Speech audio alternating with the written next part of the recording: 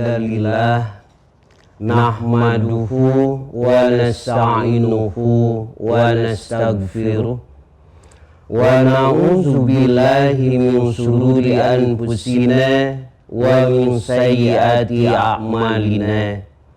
May yahdihillahu fala mudhillalah wa may yudlil fala hadiyalah.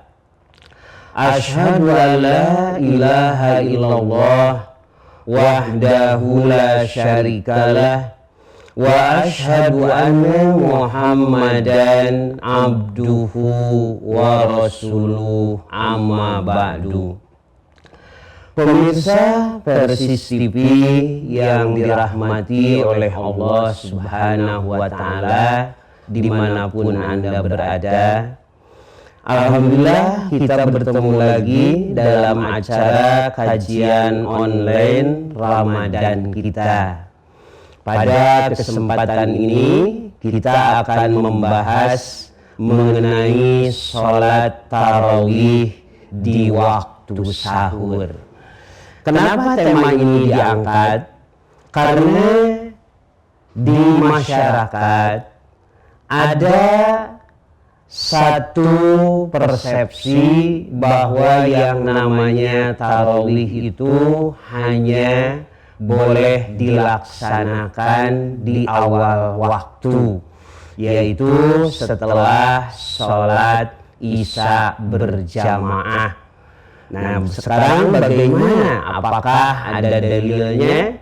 Ada keterangannya dari Rasulullah Shallallahu Alaihi Wasallam mengenai sholat tarawih di akhir waktu. Apakah ini sama dengan sholat malam lainnya atau ada kekhususan?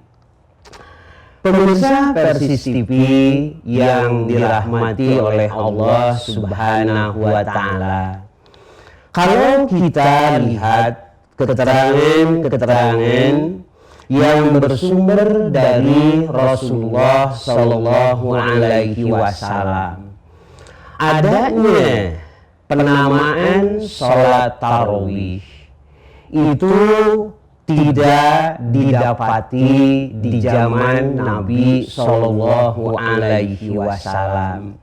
Di zaman Nabi Sallallahu Alaihi Wasallam itu dinamakan Qiyamul Ramadan. Hingga di masa Imam Al-Bukhari, beliau membuat satu bab dengan judul Kitabut Tarawih. Jadi ada satu istilah untuk Qiyamul Ramadan, sholat malam di bulan Ramadan, dengan nama tarawih. Tarawih itu berasal dari kata rohah yang artinya istirahat, yang artinya tenang, tidak tergesa-gesa. Jadi karena sholatnya bacaannya panjang-panjang, istirahat, tenang, tidak tergesa-gesa, maka dinamakan sholat tarawih. Dan ini hanyalah sebuah penamaan. Jadi artinya nanti walaupun tidak seperti itu, tetap itu namanya tarawih. Nah, mengenai waktu, Rasulullah Shallallahu Alaihi Wasallam ternyata beliau pernah melakukan sholat Qiyamul Ramadan atau yang sekarang dinamakan sholat tarawih itu pada 3 waktu. Jadi bisa di awal waktu setelah sholat isya berjamaah, bisa di pertengahan malam, sepertiga malam akhir, ya kurang lebih jam 9, atau menjelang sahur, begitu sampai menjelang sahur di akhir waktu. Ternyata itu ada dalil-dalilnya. Yang pertama, mengenai sholat tarawih di awal waktu.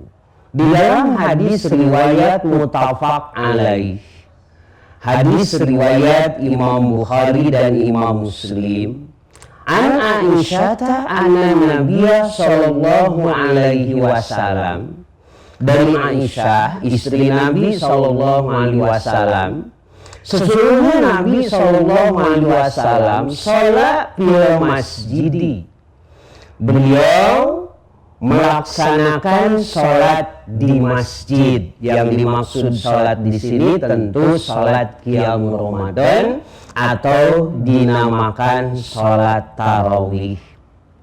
Kemudian fasola bi sholatihi nasun, orang-orang bermakmum kepada beliau. Jadi Nabi tidak menganjurkan, tapi orang-orang ikut bermakmum.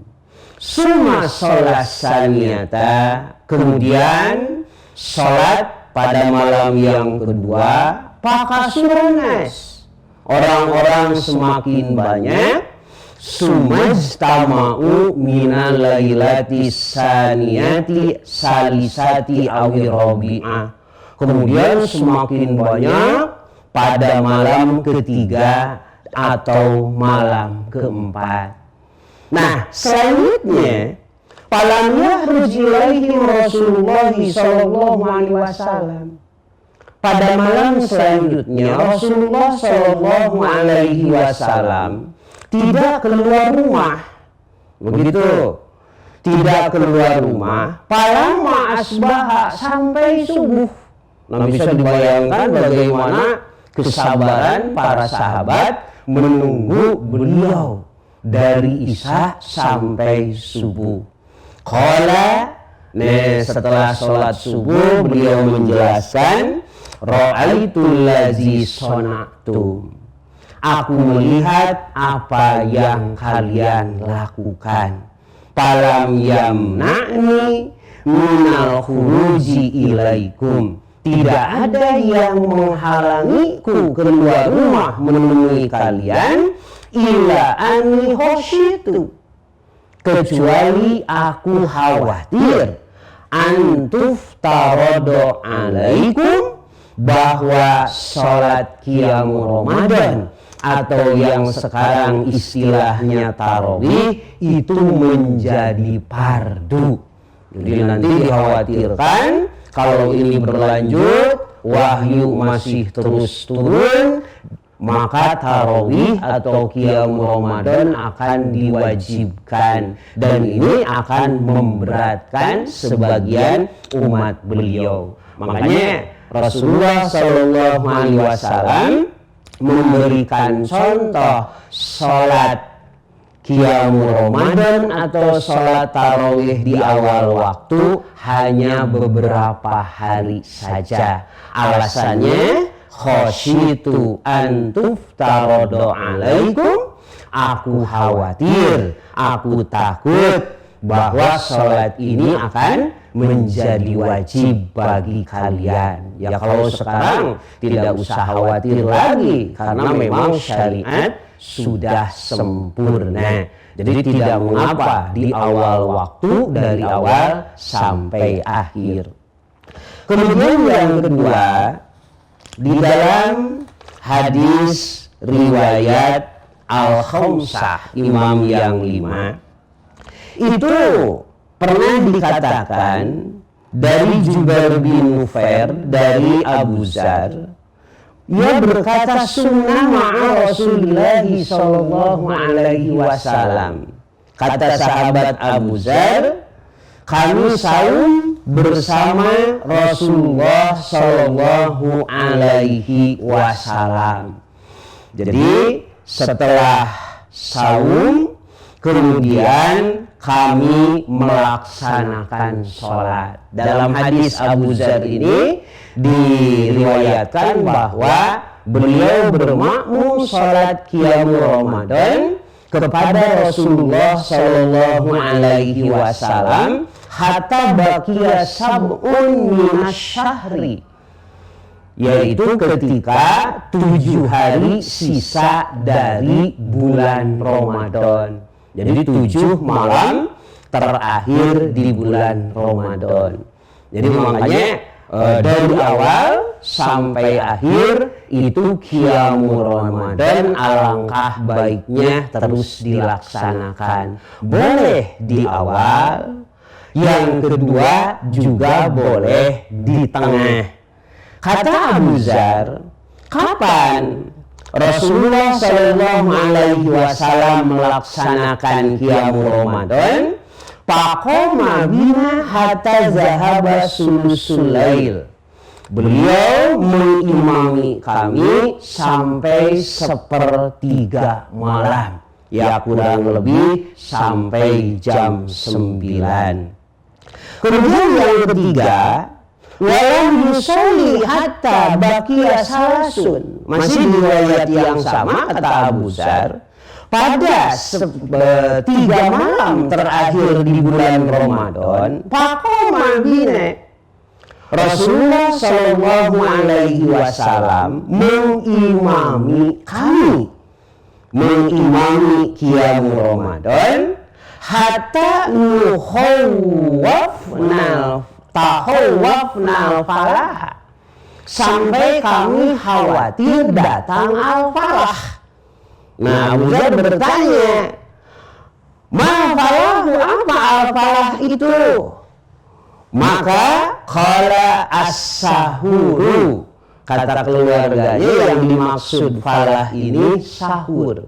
Jadi Rasulullah Shallallahu Alaihi Wasallam melaksanakan sholat qiyamul Ramadan atau sholat tarawih istilah sekarang itu sampai menjelang sahur, hingga istri-istrinya, keluarganya, sahabat yang ikut itu khawatir, begitu takut tidak kebagian sahur, gitu. Jadi nah di sini dari beberapa keterangan ini menjelaskan bahwa ternyata sholat tarawih atau sholat qiyamul Ramadan yang dilaksanakan oleh Rasulullah Shallallahu Alaihi Wasallam itu bisa di awal waktu, bisa di pertengahan, sampai bisa menjelang sahur.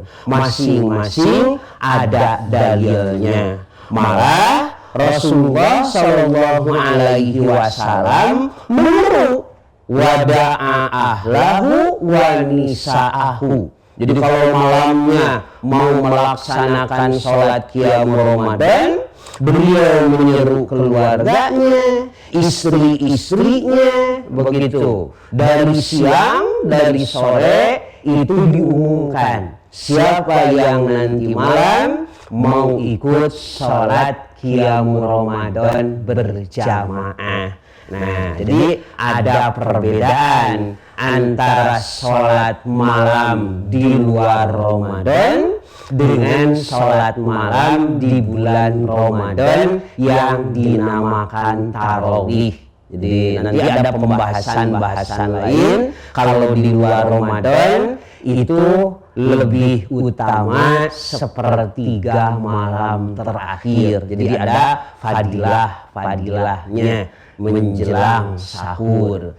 Kemudian lebih utama sendirian sampai hatta papadot ainahu, orang yang zikir kepada Allah khalian sendirian sampai berlinang air mata, ketika bersujud meminta ampunan, berdoa karena ingat segala dosanya. Nah, itu ada keutamaan kalau di luar Ramadan dan sendirian. Tapi kalau di bulan Ramadan, walaupun tadi diperbolehkan, dicontohkan, Nabi pun melaksanakannya di akhir malam menjelang sahur, akan tetapi para sahabat seseringnya melaksanakan di awal malam. Kenapa dilaksanakan di awal malam?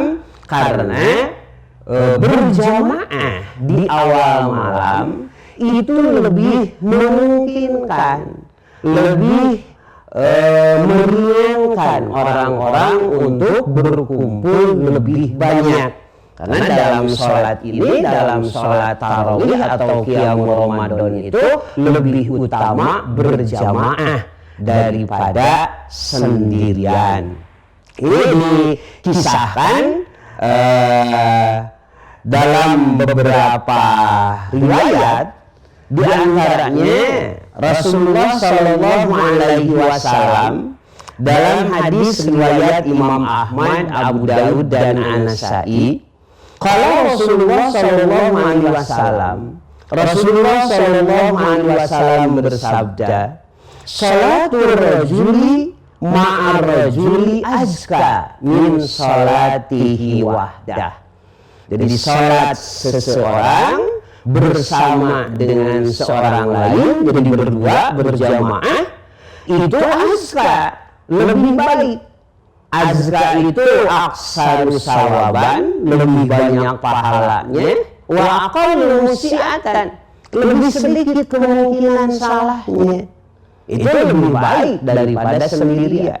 Wa salatu ma'arrajulain, bermakmum berdua itu lebih baik daripada bermakmumnya cuma seorang. Begitu. Wa makasura fahuwa ahabbu ilallahi azza wa jalla. Semakin banyak jamaah, semakin banyak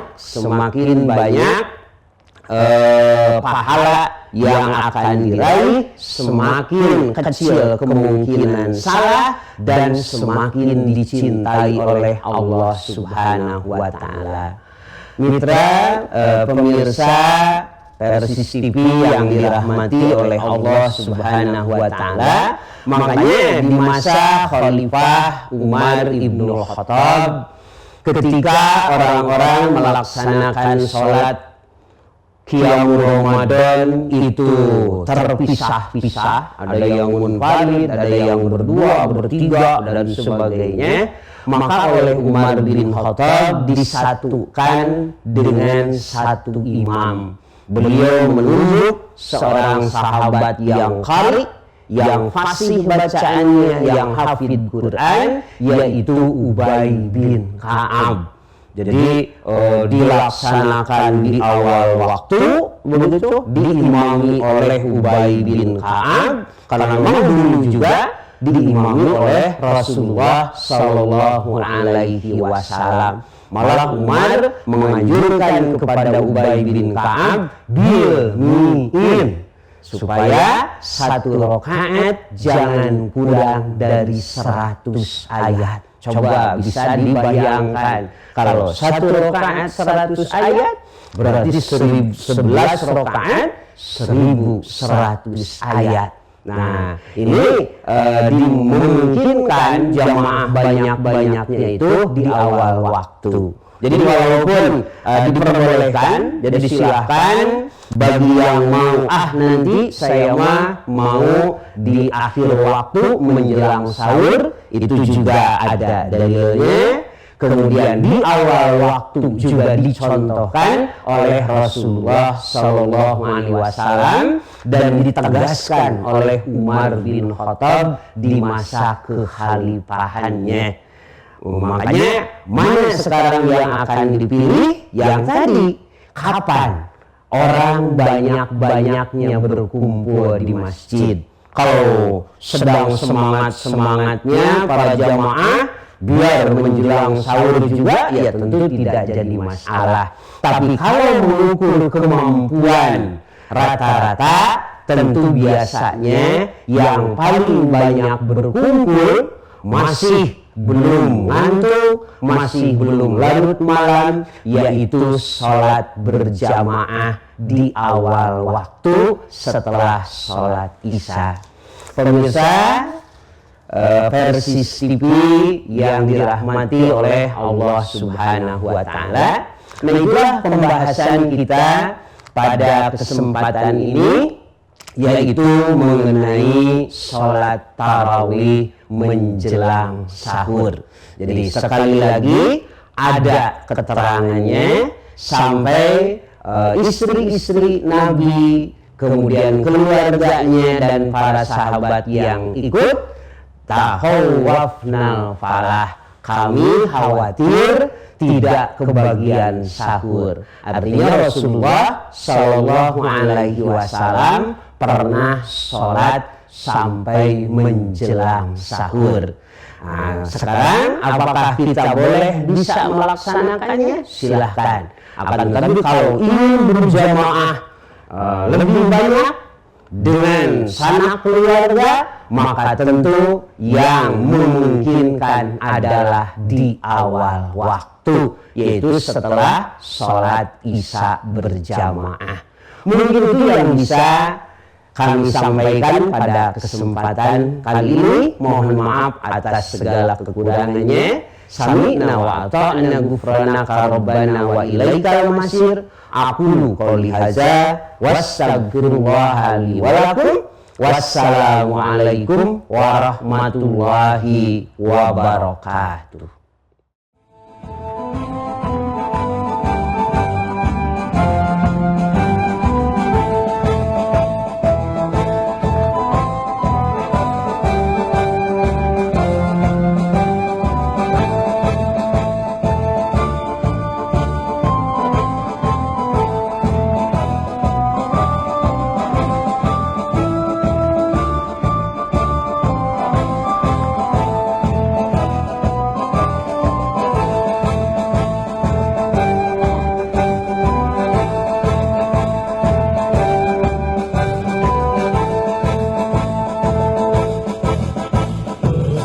Persatuan Islam, persatuan Islam, persatuan Islam, persatuan Islam, persatuan Islam. Tegakkan Al-Quran dan As-Sunnah di dalam tujuhmu dan berfikir. Tahayul bid'ah murabak di muka bumi, muncullah persatuan Islam. Tahayul bid'ah murabak di muka bumi, muncullah persatuan Islam. Persatuan Islam, persatuan Islam.